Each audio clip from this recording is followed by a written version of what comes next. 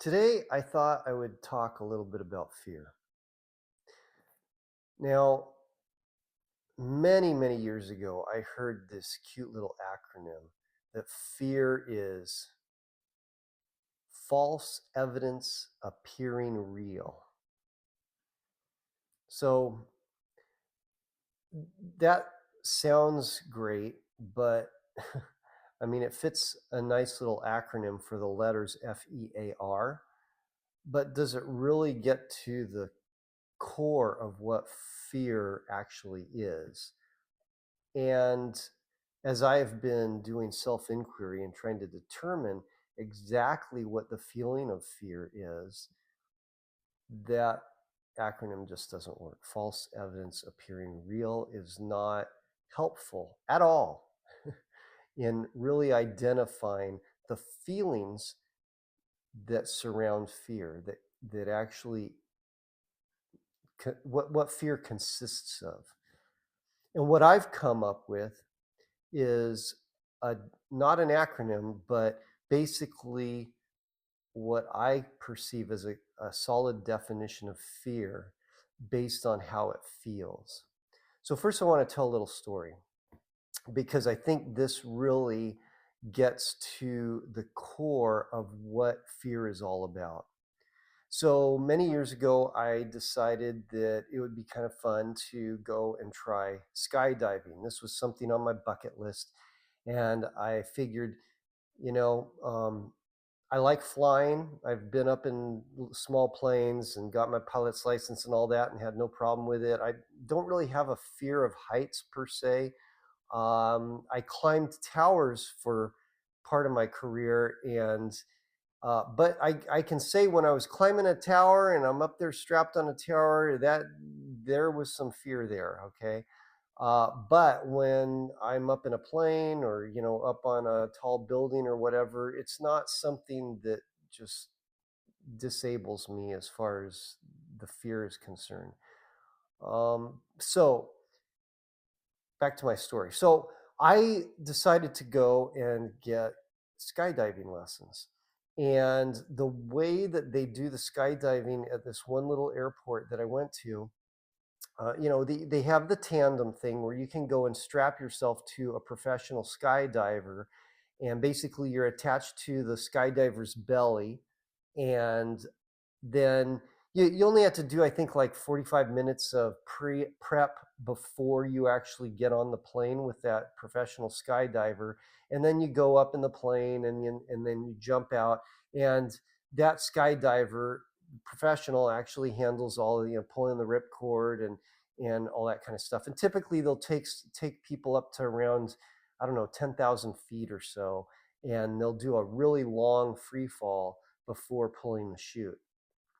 Well, they had another option that I really was interested in, which was where you're not going tandem, you're basically jumping on your own.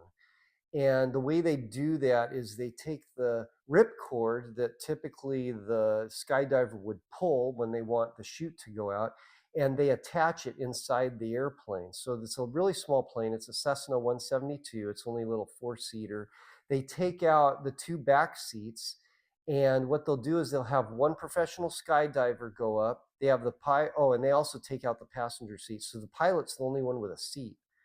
And so they'll have the skydiver and then two, yeah, two students typically. And he'll take them up. And then as he has them jump out, before he has them jump, he attaches their ripcord to a ring that's attached to the fuselage of the airplane. And that way, as soon as the person jumps, then the ripcord gets pulled. So there's only like 3 seconds of free fall and 3 to 4 seconds, and then the chute opens. They call it a canopy. It opens up above you. Okay. And and they so to do that kind of jump, there's like 4 hours of prep because you're jumping on your own. You need to know all of the emergency responses for how to deal with if your canopy doesn't open. If it comes up and let's say that all of the attachment lines are to the parachute are actually all twisted up, tangled, and they show you how to get untangled, how to um, how to deal with different situations, and then how to finally like pull the the chute, like let it go so that then the emergency chute can come up, because they always pack two chutes. One is the primary and the other one's the backup. And the backup is your salvation if the primary is screwed. Anyway, so you go through this 4 hours of training, and there's there and then they teach you how to fall. So when you land on the ground, a lot of times when you hit the ground, you may be hitting it pretty fast, and so you have to roll, or they show you how to roll in case you need to. When you get really good at this, and if the winds aren't too high, you typically can land and walk, or do either a quick walk or a run, and you don't even fall on your butt or anything. But usually first timers, we're falling on our butts, or we're having to roll in the direction of whatever direction we're going and whatnot. So we do all this 4 hours of training, and then we get on our jumpsuit, and then they attach the chute to us, and they put a helmet on us, and they have a radio, basically a two-way radio that's on the top of the helmet. So it's turned on so that you can hear instructions from the person that's on the ground who's guiding you on what direction to pull your cords so that you're going either left or right to maneuver, because that's another thing they teach you, is how to maneuver when you're up in the air with the parachute. And the whole idea is that you're jumping out, and you're not jumping from 10,000 feet. You're only jumping from about 3,000 or 3,500 feet, because the chute opens up almost just a few seconds after you jump out of the plane.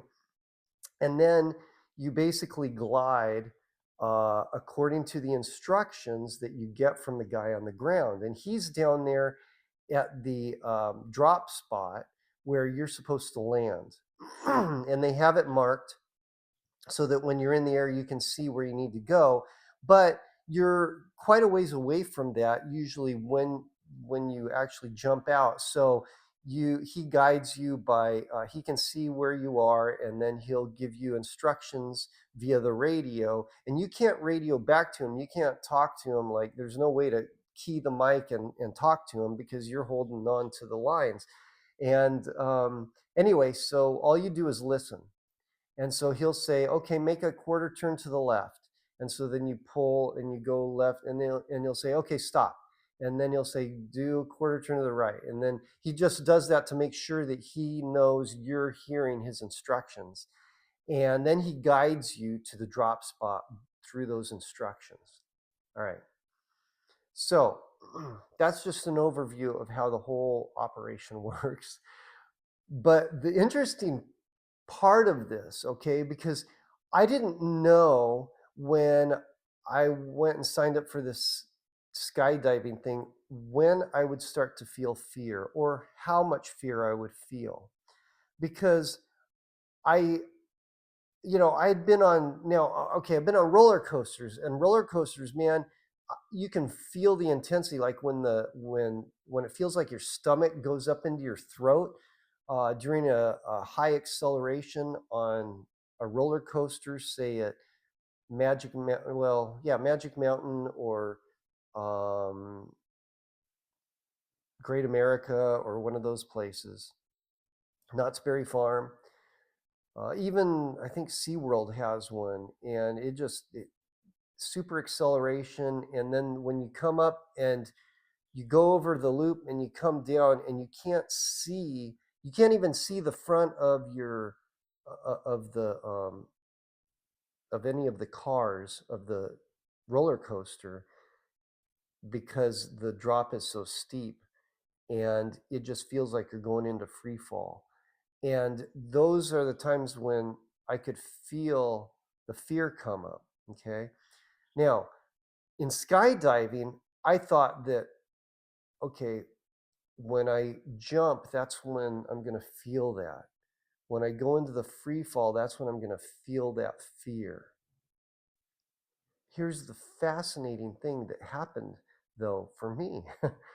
So, when I was in the plane, okay, the instructor attached my line to the little loop, and he shows you by he grabs it and he pulls on it to show you that it's actually attached to the plane, so that you can confirm, yes, I see my line is attached. It's called a zip line, and and it's also a ripcord, but it's called zip line jumping. So that's your zip line, and it's attached. And once you leave the aircraft, that thing tightens up and then pulls the chute. Anyway, so what they had done, of course, is taken out. I told you the last two seats in the passenger seat of the aircraft. So what I did as the jumper is went and scooted my butt over and sat where the seat used to be. And they have a door. It's not a door that opens like this, but it opens like that. So basically, it opens up and out and attaches to the underside of the wing of the aircraft, because this is a high wing aircraft. And so the door opens up like that, and then I'm sitting right here on the edge of the plane, okay? And you can feel the wind blowing by. The opening is right there, and the wing is you're right under the wing and sitting down on the floor of the airplane, okay? Trying to give you a visual. So it was a little bit scary when I swung my legs out so that they're dangling right there. Now, here's the funny thing is intellectually, I know I have this parachute on my back. I'm attached. If I were to fall out of the plane, that parachute's going to open up. There's nothing, there is really intellectually nothing to be afraid of, because logically, if I fall out of the airplane, my parachute's going to open up and I'm going to be fine. But the body feels differently. When I go and swing my legs out of that plane, it I start to feel the adrenaline, all right? And then there's a little step above the landing wheel where you have to put your foot on, and then the jump instructor says, "Okay," uh, he says, "Go out." And so then what you do is there's a strut that goes up to the wing, so it's a high wing, and then there's this strut that goes up um, out from the fuselage to the underside of the wing.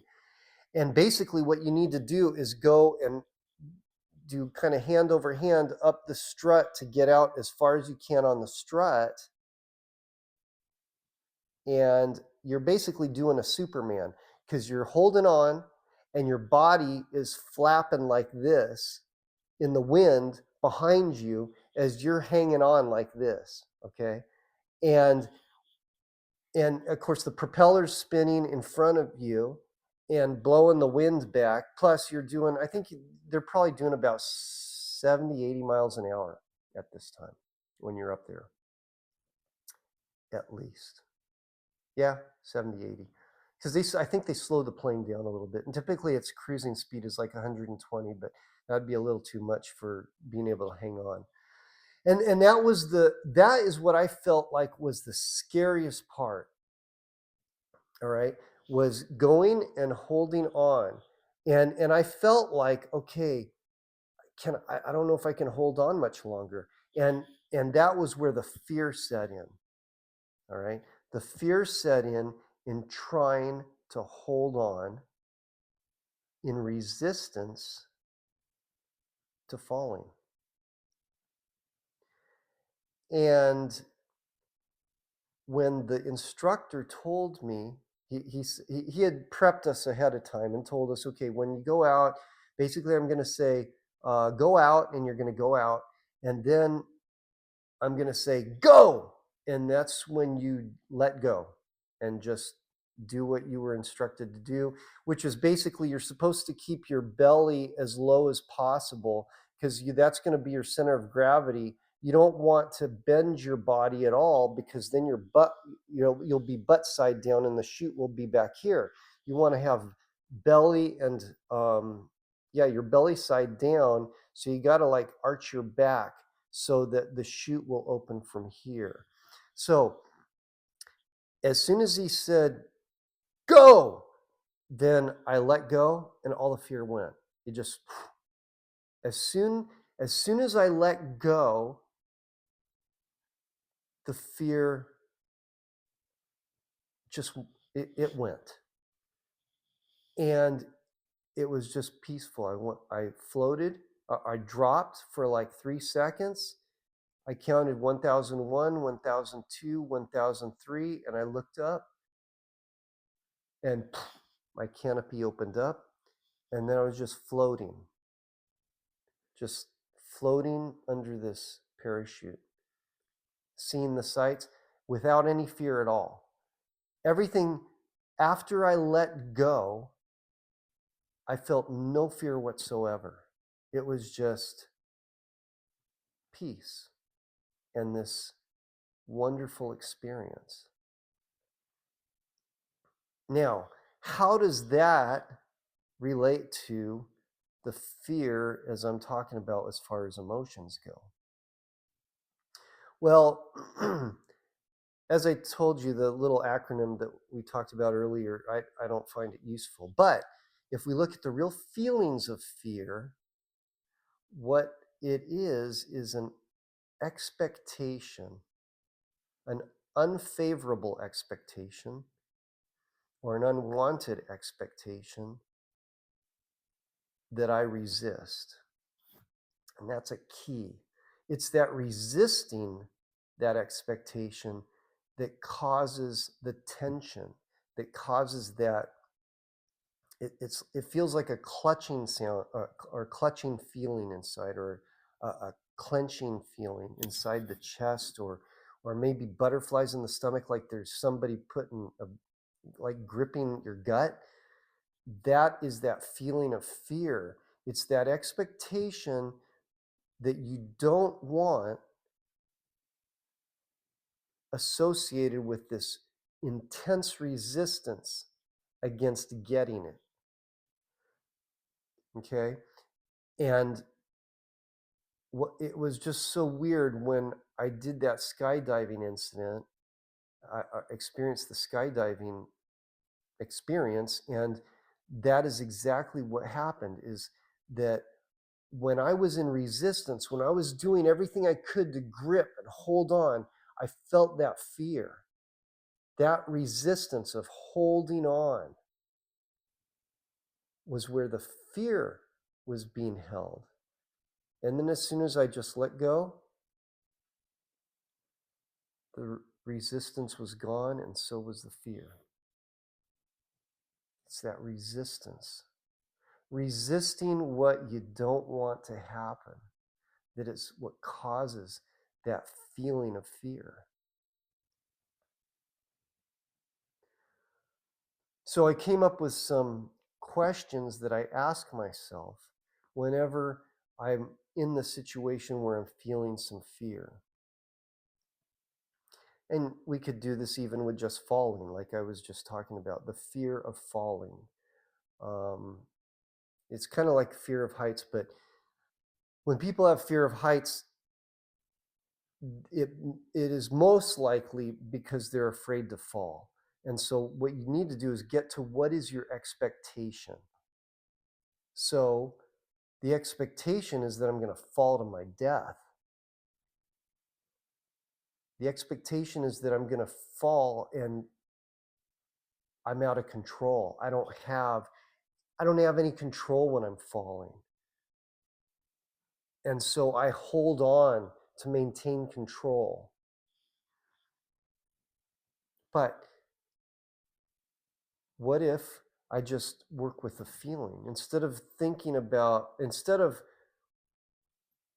this isn't about the actuality of falling. This is only about the feeling of it, right? Because fear is simply a feeling. So the question is, what is the expectation that I don't want? And how does it feel to resist it? What is the expectation that I don't want? And how does it feel to resist it? Now, if you pause like that and just let yourself feel the resistance, and you just keep repeating this to yourself, what is it that I expect that I don't want? Or what is the unwanted expectation? And how does it feel to resist it? How does it feel to resist it? And then the third question, or the third statement or question or whatever is, could I just let go? So it's what is the what is the expectation that I don't want? That's number one. Number two is, how does it feel to resist that? And then number three is, and could I just let go? Could I just let go?